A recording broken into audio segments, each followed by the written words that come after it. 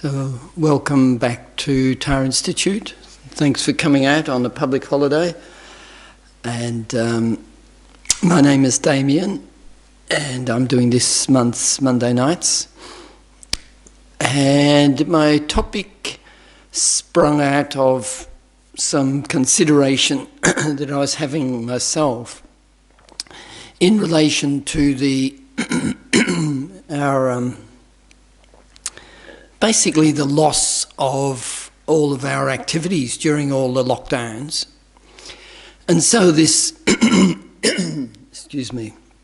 this sort of personal reflection about how do you maintain your focus? Like, how do you maintain your, let's say, in some of those political slogan type things, maintain the rage. So how do we maintain the rage about keeping our focus on the question of Dharma or, Buddhist practice, when it appears as though all of the normal supports have evaporated? And so for this month then, considering the question about like going back to the beginning. And so what I viewed as the beginning was that the Buddha himself in his own life story sought teachings from everybody. In India at the time, anybody who was renowned as a teacher, he would go and study with them and he would learn everything off them until there came a point where he felt there was nothing more to learn from that person, and so he would then go on and find another teacher. And kept learning and learning.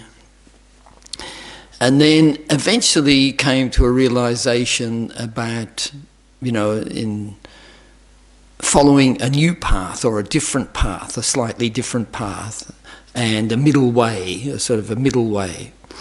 And so then he achieved what is referred to as enlightenment.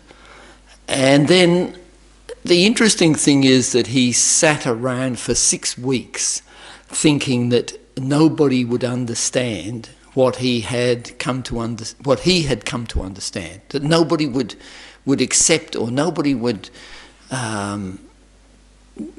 recognise that as the truth, or too difficult to recognise as the truth.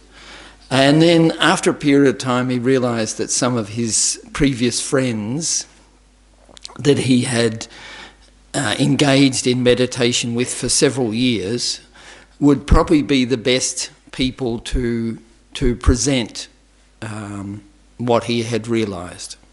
So they had sort of felt that the Buddha had turned his back on the real path by abandoning some of these ascetic practices, and so the Buddha had meditated with them in a very ascetic series of meditations, deprivation and physical hardship as a path, but then had come to a realization that path was not particularly fruitful, and so had, in a sense, maybe relinquished that really ascetic path. And so they felt that the Buddha had turned his back on them. So anyway, the Buddha travelled to where they were, met up with them, and then taught them. And the thing that he taught them is we refer to as the Four Noble Truths. So it's important to think that this is the first teaching that the Buddha gave, and so it encapsulates the method or the message that the Buddha is trying to give to these 5 disciples, an insight that they may not have had. So the same applies to us, that the Four Noble Truths are intended to give us an insight about life that we may not have. And so the last few weeks I've been talking mainly about just the first noble truth and a little bit the second noble truth. So as I've said before, the noble refers to these being truths for a realized person, a person with great realizations, a noble person. And they're not called the four truths for the ordinary Joe.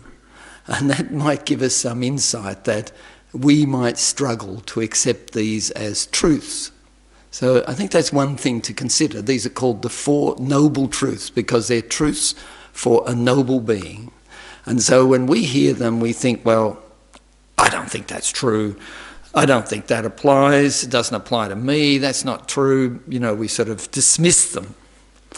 But to recognise that the Buddha's presented these as four truths for a noble person. And so the first one is the truth of suffering. And as I've mentioned the last couple of weeks, the translation of the term is maybe we are assisted if we think of the two translations of the term. One is suffering and the other one is dissatisfactoriness. So this idea that our life, is just really a succession of unsatisfactoriness or dissatisfactoriness in our experience, right up to death being a very dissatisfactory experience. So the truth of dissatisfactoriness, you know, day after day, you know, whatever we do, jobs, marriage, partnerships, relationships, wealth, lack of wealth, where we live, where we don't live, this sort of element of dissatisfactoriness in our experience. Okay, so I think we can come a little bit in touch with that idea, and even the things that we think are entirely satisfactory, the reality is that they're untrustworthy and they deteriorate, or we get deceived by them, or we get somehow disappointed. So that level of disappointment is another element of this dissatisfactoriness. So then the truth of cause. And so the Buddha outlined two causes for this circumstance. The first one is our previous actions. That our previous actions somehow have a consequence that results in circumstances coming to us that are dissatisfactory.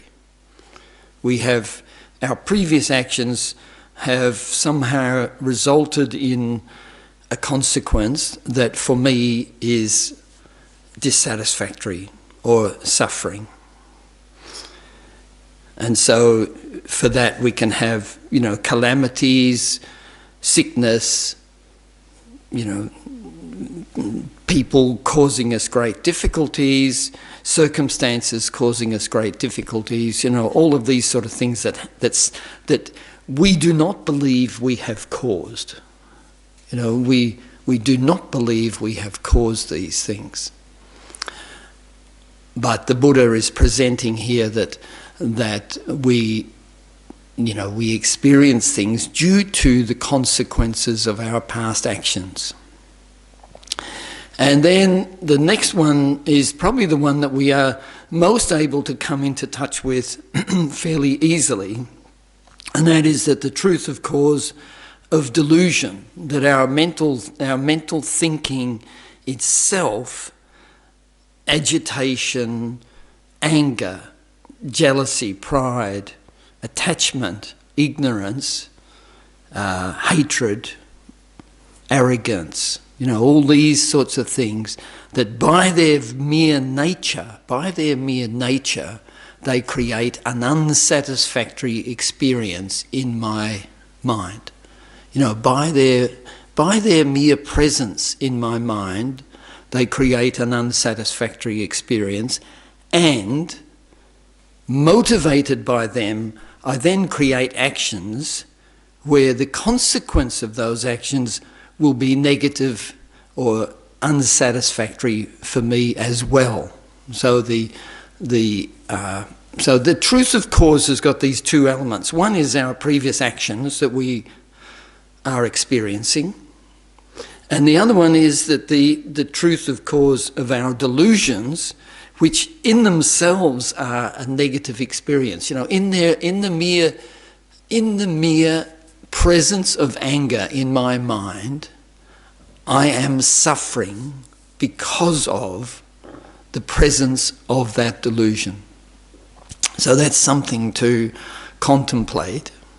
So the mere presence of the delusion is for me itself a dissatisfactory experience. And then if I engage in that delusion, if I follow that delusion, I will create actions that will have a consequence which is also a suffering for me. So this is the truth of cause. So I think for us to look at the problem of my own suffering, to look at the problem of my own suffering and see the way I do react. And the way I do react is I say, this circumstance that's befallen me is unfair. I'm innocent. I do not deserve this. I've done nothing to create this. You know, this is the way we actually feel. I've done nothing to deserve this. I've never harmed a fly. Why am I sick? Why am I dying? Why am I, why did I lose my job? Why did somebody accuse me of this? Why have I had this happen to me, or that happen to me? And so we have this, the complete opposite belief. We have a complete opposite belief that we are in fact totally innocent. That that this truth of past action is not the truth. That's the way we feel. The way I feel is that cannot be true. And then we also we feel that our delusions, our jealousy, our pride, our arrogance, our resentment, our anger and hatred, we think that these have been caused by somebody else. You have made me angry. You said this to me, and of course I would be angry, and you have made me so disturbed and so upset because of what you said. Or you have betrayed me. I placed all my hope and trust in you, but you have betrayed me, and so now I'm feeling devastated, and I'm angry, and I'm hurt, and and so we often are putting the blame onto somebody else for our own mental state. And that also for us seems perfectly reasonable, because we are subject to the way that people engage with us. And so our natural habitual behaviour is to blame others for my own disturbed mind. And so these two truths of suffering, the truth of that our past actions are a cause for my suffering, and the truth that my own deluded thinking, my engagement in the afflictive thinking, my engagement in the negative emotions, that is also a cause of my suffering. We tend to reject both of these as untrue. And so then what the Buddha is saying is, well, you can reject these all you like, but for a person with realizations, a noble person, they can see that these two things are the truth of suffering for a person. So for us then, and I think this was part of my thinking during COVID, like I've attended teachings pretty much every week for 40 years or 37 years or something. And it was a big part of my life. So the last 2 years, there's been,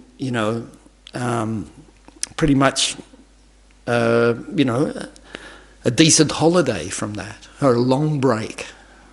So for me, this idea of Dharma practice for me was very much completely being refreshed by listening to teachings and, constantly being reminded and refreshed. And so here then for 2 years had to have the thing where it had to be basically your own self-motivation, your own self-engagement without that support. All right. So I was sort of thinking, how is it that anybody can, let's say in those cliche things, maintain the rage, maintain, the sort of like political slogan things, maintain your energy, maintain your rage, maintain your focus on understanding this connection between the unsatisfactoriness of life and then the cause of that unsatisfactoriness. So this idea of retaining this knowledge and applying it on a daily basis. And I think this is actually the biggest challenge that we face. So we, with many Buddhist topics, there's a bit of an intellectual thing to understand it. There's complex ideas, different logics, so which are all attractive. But the essence of the Dharma practice is coming down to this, I think, key point: to make the acceptance that my unsatisfactory experience, my suffering experience, is due to these two personal causes. My causes, my personal causes, my previous actions, and my own delusions.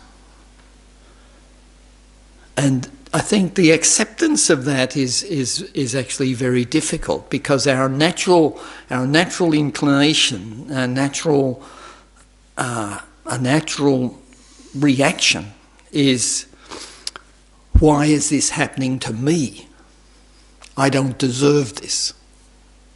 That's one thing that was very natural for us. And you made me angry. You're making me jealous. How can I not be jealous? How can I not have pride towards you who are so lowly or so inept? So how can I not have pride and superiority? How can I not be arrogant? It seems so natural to me that I am attached. You're so beautiful. Of course I'm attached. It's natural. We have this sort of, the justification is that it's natural. And the reality is that it is natural for us. It's habitual for us. And so to try to understand this trap, in a way, this trap that we're in, by us rejecting the truth of cause, not accepting the truth of cause, but then still being unhappy with the unsatisfactoriness of life. And not understanding why life is unsatisfactory.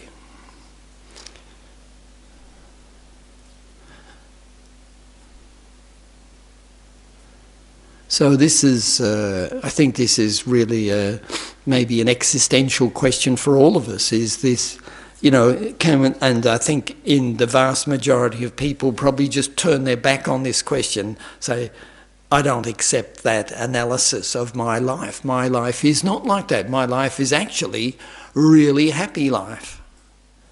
That people do not see a problem with their life. They think it's of course there's ups and downs, but life is fantastic. And so one aspect of the human life is, yes, this human life is fantastic. It is fantastic.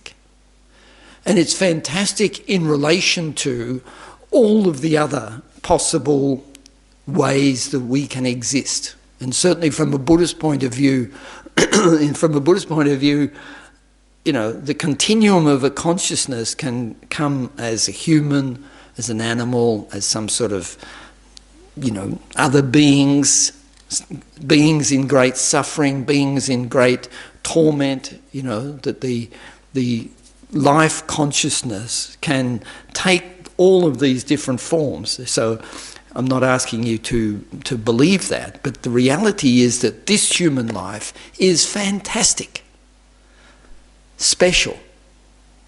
It is so special. And in the bigger picture of life, it is extremely rare. And so we're actually, we're up near the top of normal experience in a way. And so it is again quite natural that we think this is actually pretty good.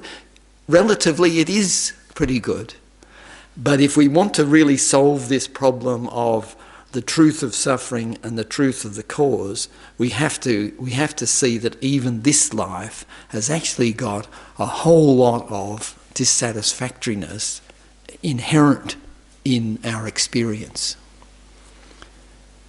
It just occurs all the time. Right from the moment of birth, there's just this parade of suffering up until the moment we die. But, so there's these two which might appear to be contradictory elements. One is this life is fantastic because of the type of mind that we have, the type of experience we have. We actually have the ability to understand the Four Noble Truths, for example. That is an extraordinary power of the human mind. So part of this whole sort of month, mainly because when, in the lockdown, these are the thoughts that I was sort of this idea of, I guess it's the aspirational. Where does the aspirational energy come from for us to really try to change our lives or to understand the truth of suffering and the truth of the cause, to really engage and think about this and see within, particularly I think, to see within myself the role of my own mental delusions in disturbing me, in creating agitation, in creating negative experience, and then seeing how those mere negative emotions, by their own nature or by their own presence in my mind, is itself a suffering. To see how the mere presence of, I think anger for us is probably fairly straightforward. When we're angry, we know that we are tense. If we're really angry, maybe our heart is affected. Our enjoyment of food or sleep or anything like that is impossible when we're really disturbed and angry. So that one's pretty straightforward for us. We can see that pretty naturally. But it's a lot more difficult for us to see, for instance, the disturbance in my mind of attachment, of that lustful, let's say, for example, the lustful mind, the grasping lustful mind. We think that this is a great source of pleasure and a great source of happiness, but to actually sort of look at that mind, and see how it is also a disturbance. It is also disturbing. And so that grasping mind of attachment is also a disturbance to me and an unsatisfactoriness. And so to try to come to a point where you become really convinced how all of these mental delusions are in their own nature unsatisfactory for me, and hence it's worth trying to subdue them. It's worth trying to undermine them and subdue them and eliminate them or minimise them, at the very least to minimise my engagement in those delusions.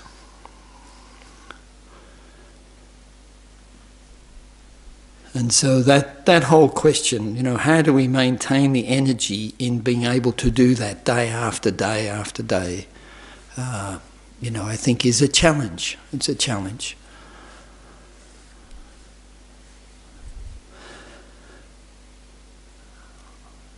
So I guess the point is, do I now come to the miracle recipe to be able to do that? Well, I can't. I think this is the individual challenge, is to find that within yourself. How do you do that? And that's something that, unfortunately, you do have to find for yourself. So, but meditation can help. So meditation gives us the insight or the ability to have an awareness of our own mind, our own thinking, and this quality of introspection.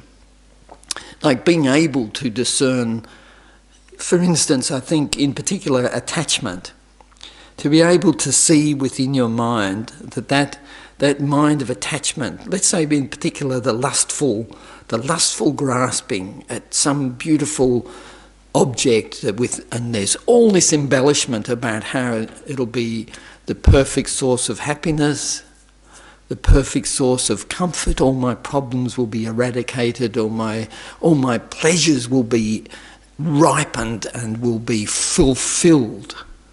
That lustful grasping at that fulfillment of pleasure. To be able to see that mere mind itself is a type of suffering. It is a disturbing, exaggerated, suffering mind. So it's hard to see that. So meditating can give us the ability to actually look at our own mind. So you're saying that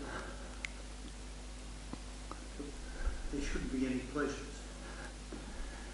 because if we don't desire something, then we won't put an effort into appreciating it. And if we don't do that, if we do that, then that's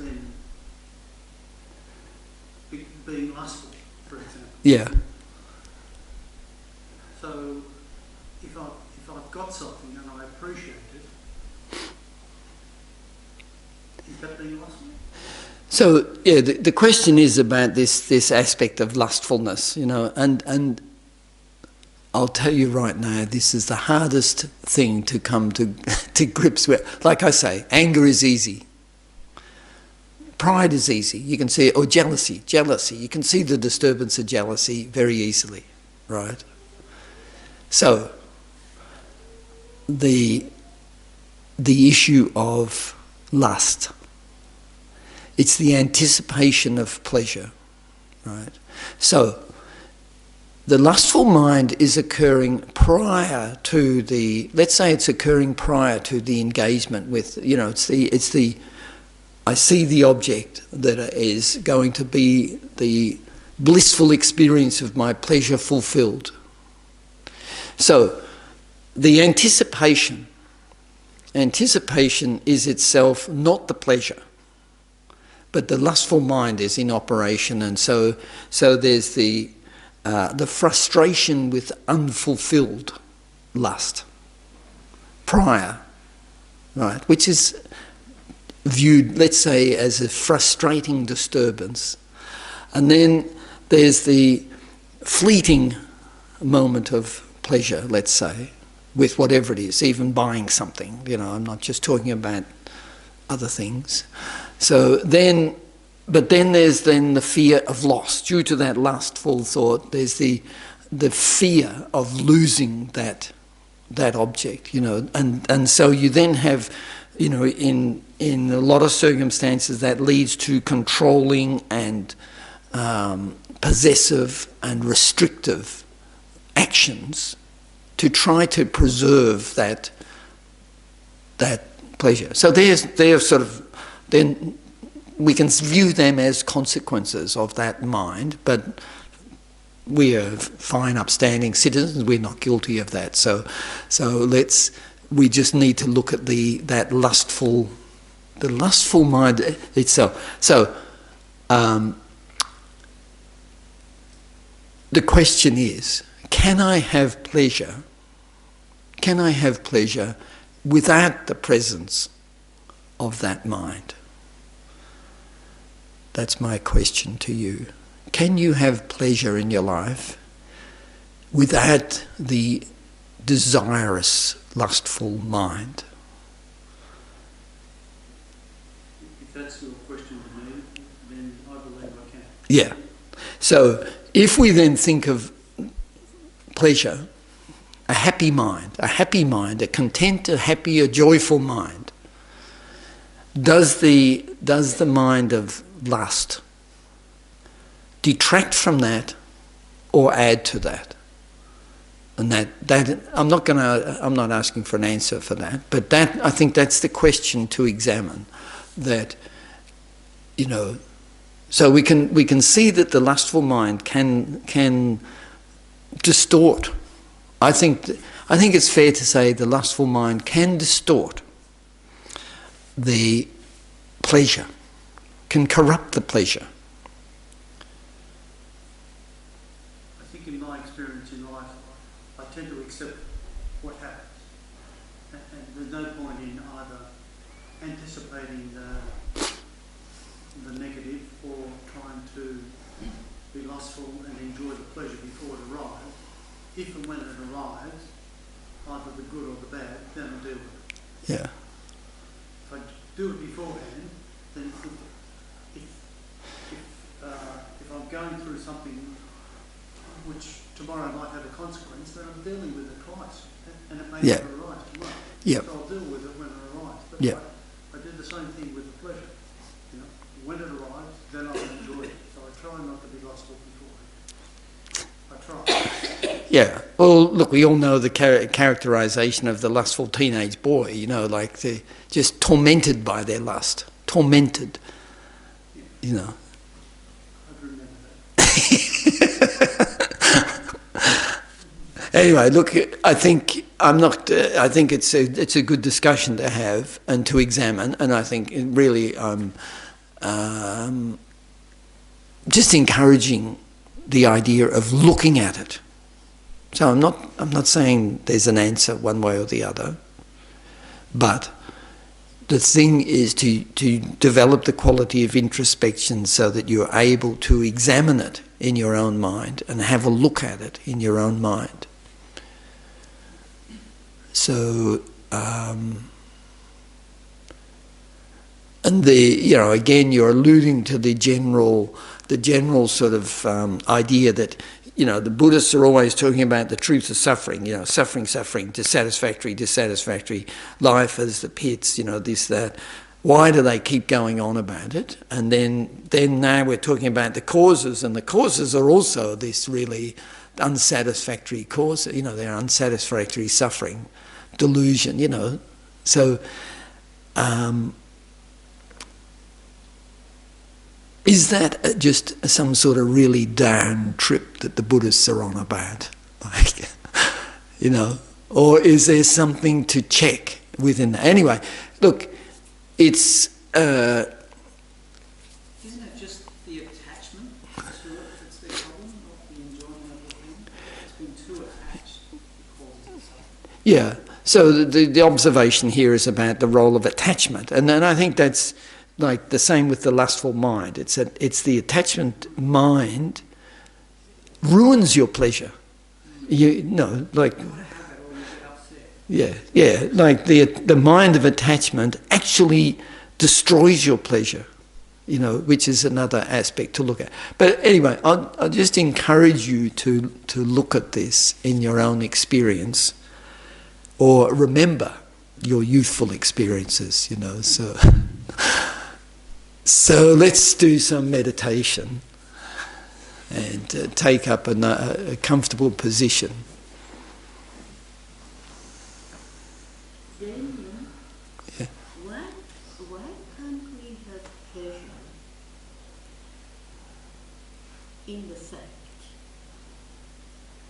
that we have no pleasure? So Veronica's observation is, why can't we have pleasure in the fact that we have no pleasure? Do you mean like a contented mind of... It's a kind of nakedness, isn't it? You can't have any pleasure. So have pleasure in not having pleasure.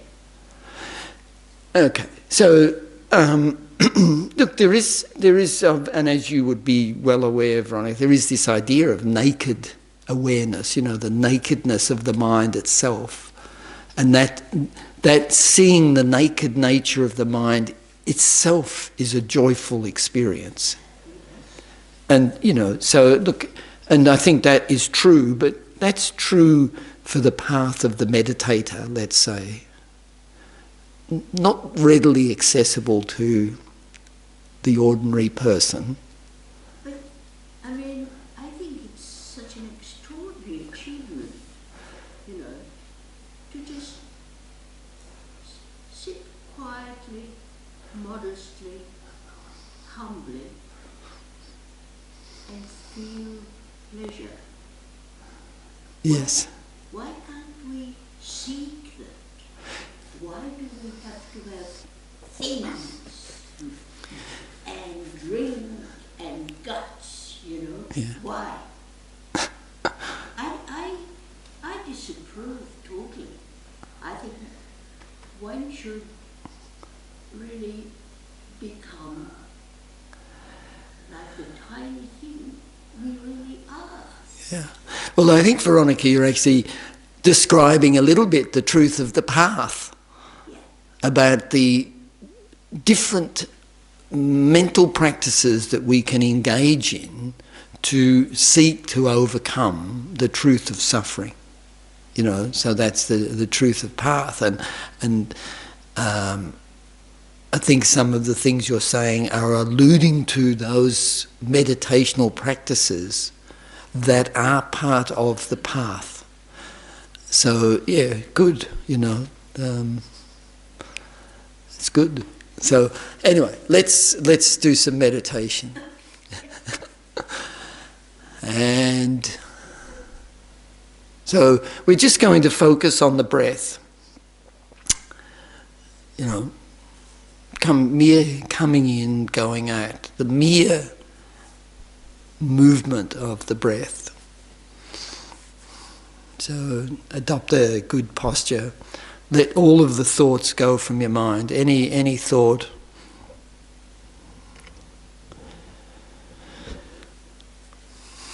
And put your focus 100% on the breath.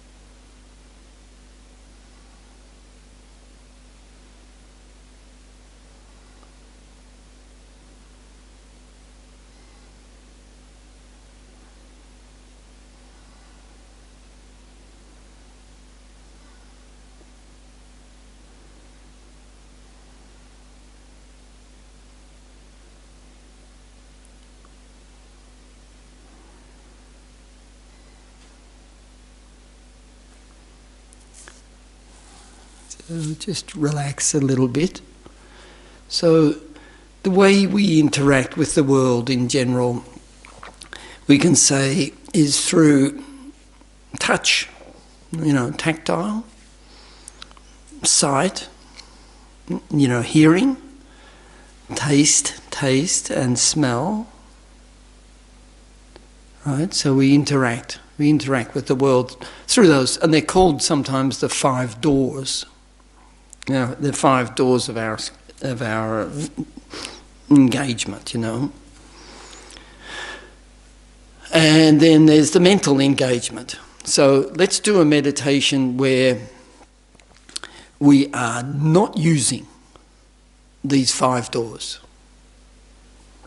No sight, not listening, we're not looking, we're not listening, we're not smelling, tasting or touching our experience.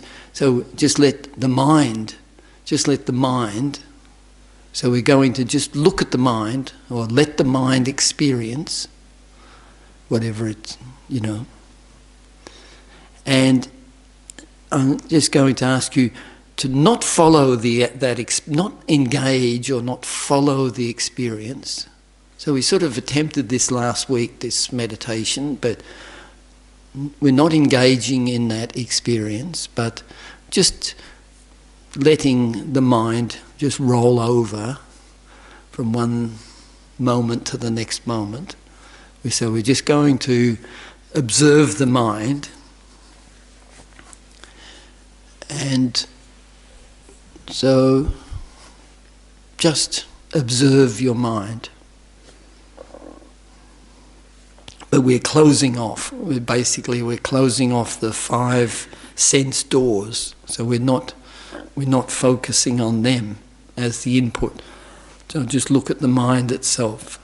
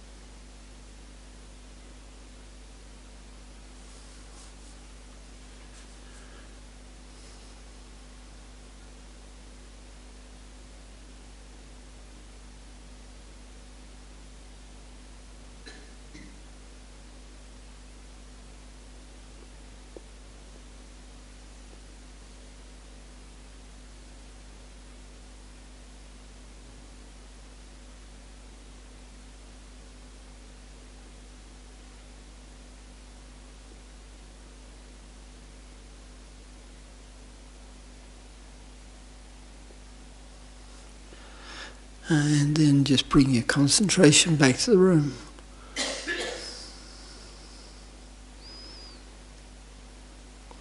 So we've got some time now for some discussion. If anybody's got questions or anything I'd like to offer. Well, I just wanted to say that if you're not seeking pleasure, then you're liberated. So Veronica's observation is, if we're not seeking any pleasure, we are then liberated. Life's a pleasure. To be able to breathe and enjoy it. Yeah. So To do something. So do you think that in our human life we are feasible to not seek pleasure? Yes, I think it's feasible. Absolutely. Even adjusting your position to avoid discomfort? I think it's like breaking out of a prison. Seeking pleasure is being in a prison. Yeah. I truly think that. So look, the normal experience for a human being is, and as I've mentioned this thing many times, is that as a human, as a living being, applies to ants and dogs and cats. Every being wants happiness and wants freedom from suffering. And so, as I've said in the last few weeks, that, and as His Holiness the Dalai Lama says, you have the right to have happiness and the right to be free from suffering, like a natural right of being a living being. That is your right. But pointing out that if I want happiness, that in itself becomes an obstruction to having happiness.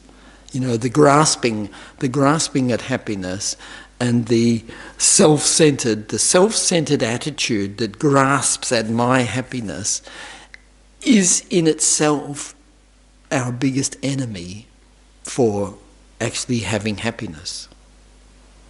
So there is this contradiction. So is it possible for me to say, I want not for happiness, but happiness is, is that the page we're on? I don't know if that's that feasible for me to say that. I'd be deceiving myself. Well, it's a little bit like this pleasure business. It's like a little bit being drug dependent. Absolutely, yes. Yes, I hate drugs. That's good.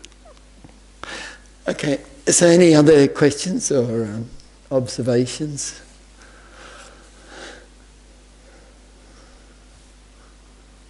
But should we be using some other form of meditation other than the breath to be able to deal with this? Yeah. So look, I'm using the breathing meditation it's easy. It's a start. And there are, there are two general types of meditation. The concentration meditations, and breathing would fall into that category. And then there's the analytical meditation, right? So that meditating on the mind, like observing the mind in a little bit, it falls into the analytical thing. So we can meditate. So analytical meditation. So a good meditational practice is that we would spend a few minutes doing the breathing meditation to improve our awareness or thing, or some other concentration meditation, particularly like visualizing the Buddha and focusing on that single pointed image of the image of the Buddha, meditating on that. But then that as a preparation for an analytical meditation. So in particular in relation to this topic, is life unsatisfactory? Is it unsatisfactory? Spend 5 minutes deciding whether you agree with that or don't agree with it. And to do that as a meditation, you can use all of the stuff that's in what the Buddha taught or what Christianity teaches or any other, or what somebody teaches. You can use their reasoning and check, is that true? Is what this guy sitting up here, is what he is saying, is that true? So you analytically examine that. So you set yourself a topic. The Buddha said that there is a truth of suffering, and this is the truth of suffering, the unsatisfactoriness of birth, aging and death, and all of our experiences have this element of unsatisfactoriness. So is that true?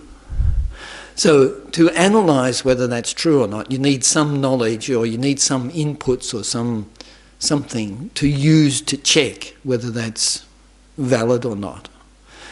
So that sort of analytical meditation is beneficial to establish in your mind whether the truth of suffering is true for me or not. And similarly, the truth of cause in relation to the delusions. So I've made some assertions here about the unsatisfactoriness of delusions in my mind. Let's say in particular in regard to lust and pleasure and attachment and, that whole question. So an analytical meditation would be to examine your own experience in life in relation to that topic. And so you spend 5 minutes sort of going over. Now, you may not have the tools to be able to do that, so you might need to read or to study or to listen or something and accumulate other people's experience, but then in an analytical meditation, check whether it's valid or not. If you don't think it's valid, then it's like the Four Noble Truths. The Four Noble Truths are truths to a noble being, a person with realizations. For us ordinary beings, they're the Four Noble Lies. Like for us as ordinary beings, they're not truths, but they are truths to a realized being. So for us in our analytical meditation, if I say, for instance, that lustful attachment is a destroyer of your happiness, okay, it's only a truth for you if you have come to some understanding of that yourself. And so this is why, Buddhism, there's one thing in Buddhism struck me early on. There's this idea, like in the prayer I say at the beginning, I go for refuge. So one of the idea of refuge, which is placing your trust and your hope in the teachings of the Buddha and the community of realized sort of beings, to place your hope and trust in that. And they have a refuge ceremony occasionally. They sort of, if you want, it's actually a personal thing, the idea of refuge. So you can have refuge in the teachings of the Buddha. Just by hearing the teachings of the Buddha, you can have, you can place your trust in that. But there is a formal ceremony. And one of the things that always I liked in that ceremony is that they say, when you've taken refuge,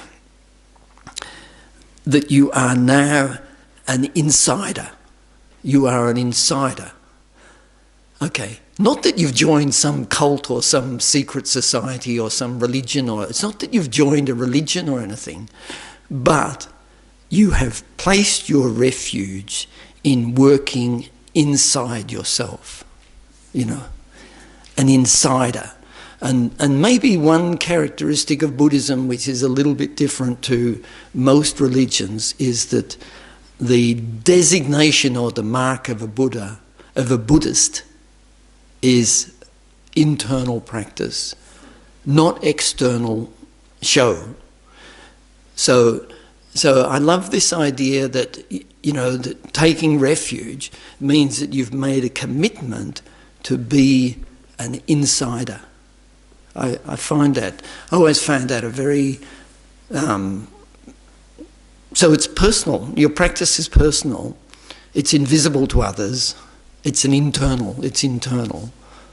And so, as taking refuge in the Buddha means that you're making a commitment to be an insider, a person who works within yourself, to make change within yourself. So, yeah. Whereas, and this is not being critical of other religions, but many religions, people grab onto the external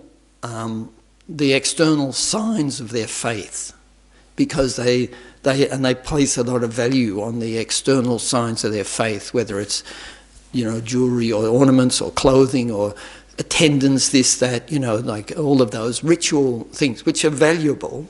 And Buddhism also has those sort of things, you know, different ceremonies and festivals and this and that. But the key aspect of Buddhism is this commitment to being an insider, a person who practices within themselves. Which, you know.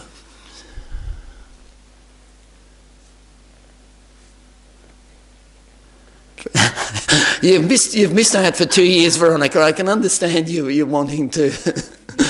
Being an insider means that you have some kind of fortress.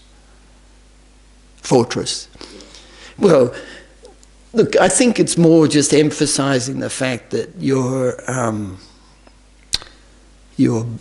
practice. The Buddha is my fortress. Yeah. It's not bad. I'm not saying it's bad, but I just like to pinpoint where it exactly is. So it's a kind of a defense mechanism, you know. You laugh at me. No, I'm not. I'm not laughing at you, Veronica. It's good to see you again. But anyway, this aspect of this, you know, internal focus is important. Yeah, Teddy. Isn't desire or lust a good thing to have, because then you need to breathe, you need to eat, but you need to understand your lust and desire so that you don't eat too much, or you want a fast car, but it's really of no use because you're going to get booked or wrap yourself around a pole at some stage. Well, look, I think, yeah. Wanting these things can be a good thing, but understanding that you don't necessarily need them, or to what extent you need them, is you controlling the lust. You know, this life that we have, you know, from the Buddhist description, it falls into the category called the desire realm. You know, so our human life is in this what's called the desire realm, which is a realm where beings live motivated by desire. Like, desire is our thing. So it's very, very hard for us to see that there is anything unappealing in desire. It's very hard for us to see that. Right? Because we take it as, like you say, the mere mechanism of our life is the expression of desire. Right? We think that's a given.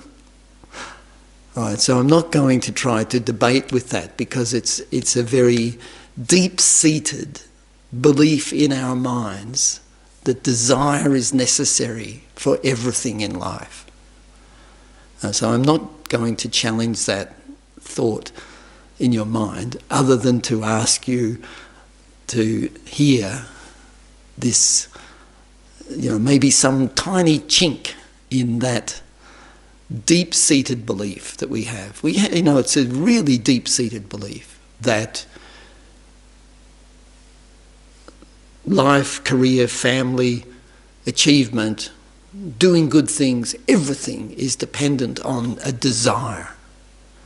You know, in terms of, you know, and we have difficulty separating, let's say, aspiration mind, the mind of aspiration, from the desirous, you know, sort of grasping mind. There's a difference, you know, there are two different minds, but we are very used to the desirous mind, and just to look at that, just to have a bit of a look at that is worthwhile.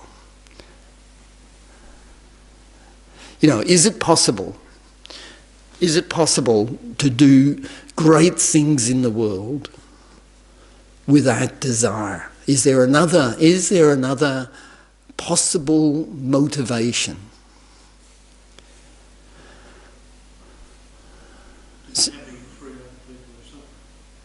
Yeah. So So partly this is the problem with the English word desire, because it has... So, is altruism, is the wish to benefit others, is that a desirous mind? So, unfortunately, in English doesn't differentiate those two different sorts of meanings. The word desire is used in both cases. So I think that's something to think about, is the wish for people, if it's the wish for somebody to be happy, like I really desire you to be happy, is that the same meaning as I really desire you, full stop, or I really desire you to be happy? Like, there's a difference in meaning, even though the same word is used. Isn't one just more selfless and selfish? Yes. Yeah. Anyway, I think maybe we should stop here, I think. Anyway, thanks for the last few weeks. So just imagine all the benefit for the last few weeks is coming together and meditating just comes down and completely fills your body, and you have a sort of a clear, beneficial mind experience, and then think about giving that, sharing that to everyone close to you, or to any people you come into contact with, and in fact thinking about sharing that benefit to all living beings. Imagine rays of light go out and share this benefit to every living being.